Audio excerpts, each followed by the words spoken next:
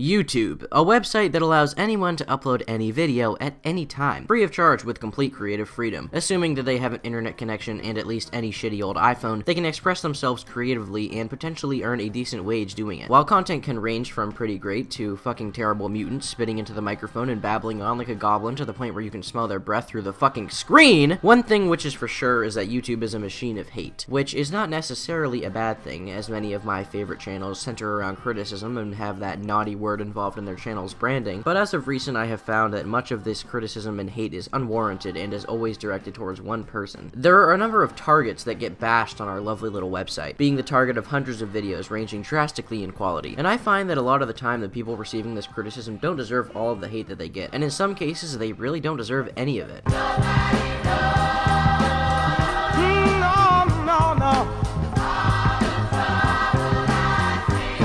There have been a variety of these punching bags that the YouTube community has chosen to pick on and bash over the span of a website's lifetime, and in particular over the past few years. Mob mentality tends to manifest around these people like a disease, a cancer of sorts. It latches onto the target, spreads through the internet, and populates every facet of them, from YouTube, Twitter, Reddit, and every website imaginable where they have any audience or presence on the internet. While there have been a variety of examples of this, from Leafy to Grade A Under A and Keemstar, the most recent one is probably no surprise to any of you, being Logan Paul. Logan has been receiving criticism for a long time on the website, starting with H3H3's criticism of him faking his colorblindness video even though it was clear that he could see color in another video, and criticism of him was certainly ramping up when he was defending his brother, but he made the biggest mistake of his YouTube career on December 31st, 2017. I don't even feel the need to explain what the vlog contained, as I find it hard to believe that many of you are unaware of what I'm talking about, but needless to say, filming a dead Japanese man hanging from a tree didn't have a positive reception in the YouTube community. I remember working on a video at the time. It was my face reveals video, and I was in the editing process, gathering clips on YouTube, when I saw the vlog had been uploaded 34 minutes ago. I decided to click on it and watched it, and instantly thought,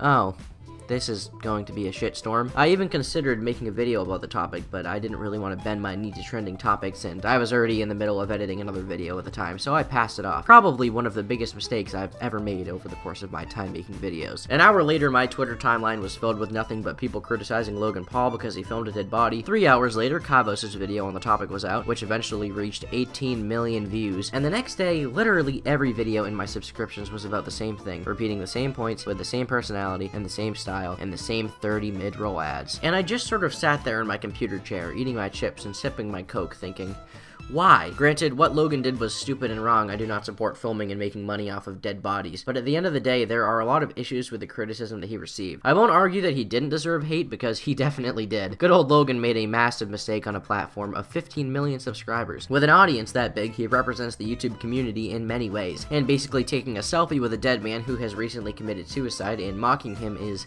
not good. He is a complete dumbass for doing it, and I cannot fathom how retarded he must be to make a video where he shows a dead body and actually uploads it. But there were also a lot of issues with the moral outrage caused in the community. Once again, what Logan did was undeniably wrong, but do you really need to make 30 fucking videos saying the same thing over and over and over and over and over and over? No, you don't. Logan is stupid, he is a douchebag, but he is not a terrible person. And at this point, I get the feeling that quite a few of these creators are simply making videos like this just to bash on him and get views, and in some cases, they are probably being dishonest. People like I'm Alex, Kavos, Wild Spartans, and even other people like H3H3, do they really care that much what Logan Paul does? Do they actually think that Logan Paul is a terrible person? They are reasonable people. They are relatively intelligent considering how I've spoken with some of them, and they have reached massive heights on this platform because of how smart they are. I honestly don't think that they care this much. Instead, they fake their moral outrage over these topics because this is what people want to see. Mob mentality is a voluntary state. People love to hate, and they love a good target every once in a while. Or every week in the case of YouTube. These YouTubers know this, which is why they are constantly critical of the same people over and over again, because they know that making a video about Jake or Logan Paul is going to do well. This isn't necessarily wrong, but it is dishonest, exaggerating your emotions on topics and faking how angry you are, lying to your viewers and your true fans for the sake of views. Sometimes these people don't become punching bags on their own though. In fact, in many cases, someone will start the train of hate against said punching bags. H3H3 starting the Matt Haas and heavily contributing to the Jake Paul hate train, to, of course, iDubbbz making videos about Leafy, Keemstar, and Racegum, 3 people who have had thousands of videos videos made about them. RiceGum is the most interesting recent example, as the video about him was one of the most viewed episodes of Content Cop, and RiceGum responded to the video with a pretty lackluster video of his own, which caused a fight between the two fan bases, which, judging from the like to dislike ratios, it's pretty obvious that Ian's 13-year-old edgelords won that battle. But ever since the video, the criticism of RiceGum has only increased tenfold. Sure, many people make videos about him here and there, he has definitely received a lot of criticism, but after the Content Cop, holy fuck. Just like with Logan Paul, everybody, their mom, and their dog, and the piece of shit that the dog left in the middle of the living room made a video about RiceGum. And to this day, 5 months after the Content Cop was released, commentators are still making videos about him. I don't really want to pick a specific target because I'm not really looking to start any YouTube drama with these people, as I have a comparable audience size to some of them, and frankly, I don't want my timeline to be filled with calling me a gay loser, even though I am one. But sometimes you gotta point shit out where you see it. Quite and iNabber are two up-and-coming commentators, one with 80,000 subscribers as of the time of me writing this, and the other with just over 30k subs. Their videos aren't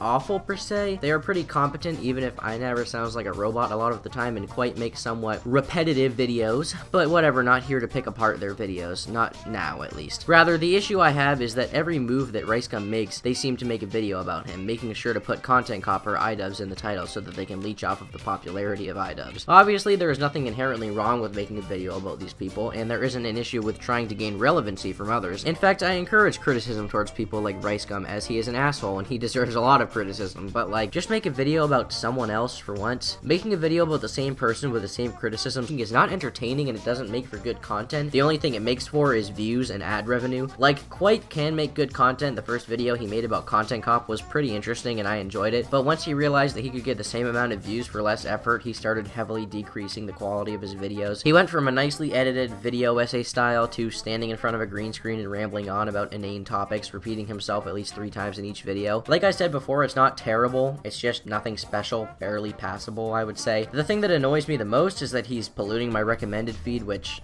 isn't exactly his fault, but whatever. Seeing the constant praise that retards give this guy in his comment section, like, he's a nice guy. I've talked to people who know him and everyone has a positive view of him as a person. Well, mostly. But his videos are just eh. Hi again. Hi again. Hey yo, good morning, little gang. What's poppin'?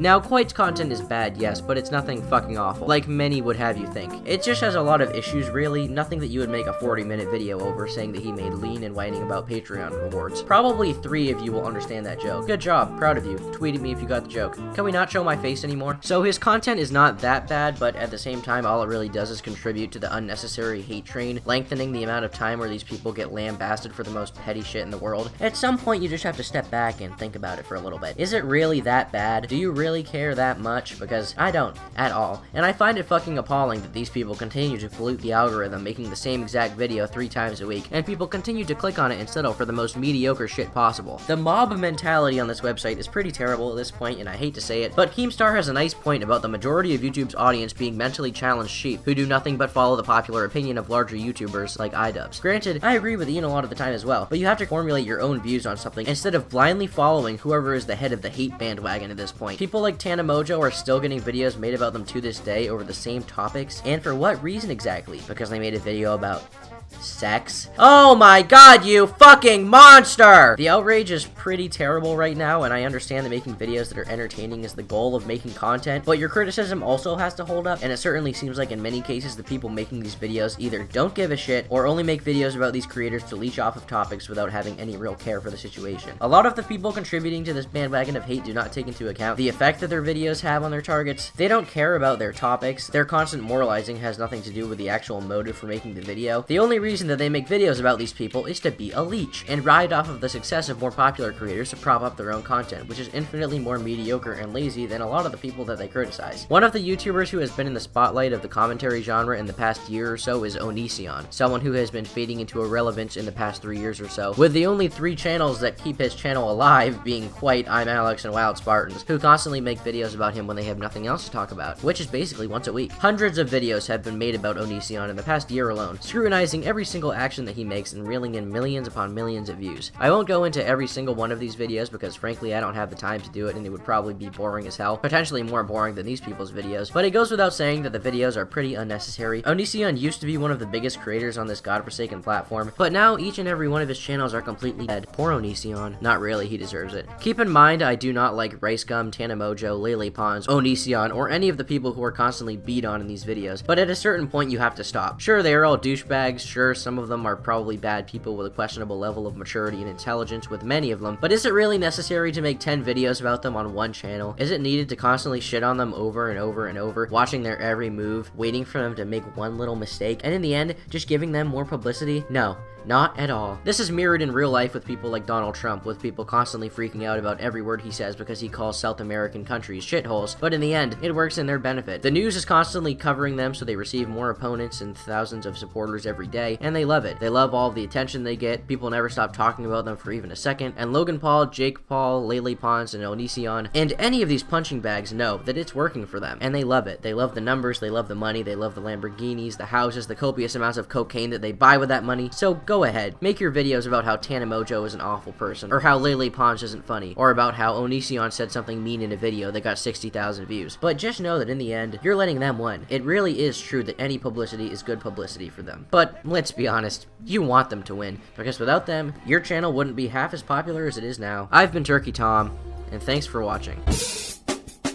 Hello, and welcome to the end of the video, the part that 3 people stick around to see. Thanks for hauling out for me, guys. Really appreciate you. First of all, I would just like to say thanks so much for 12,000 subscribers. You guys have really been supporting me lately, which I know that I appreciate. The growth has been almost explosive, and it feels really good to be getting somewhere on the site that I pour so much time and effort into. I've been spending a lot more time on my Twitter page and Discord server lately as well. Just hopping into calls and talking to you guys once or twice a week is pretty fun, and engaging in stupid Twitter banter is fun as well. So you can check out both of those in the description. Finally, I always get asked what commentary channels I enjoy, since I am always shitting on people, from Quite to I'm Alex to Cabos. So I just figured I would inform you guys of a few that I like. On the larger end, I like Elvis the Alien, Bionic Pig, Pyrocynical, IHE of course, and the Tragically Fallen Zaptime. And I also like Quentin Reviews a lot. As for smaller channels, I like Pinely, Sergeant Ducky, The Right Opinion, Willy1, Willie Max Show, Wavy Web Surf, and a few other people like my boy Josh. Speaking of which, subscribe to Josh is Broken, and his videos are great. Link in description. They're also all really cool guys, and I'm friends with most of them, which is nice. Alright, I'm done shilling. Bye for now.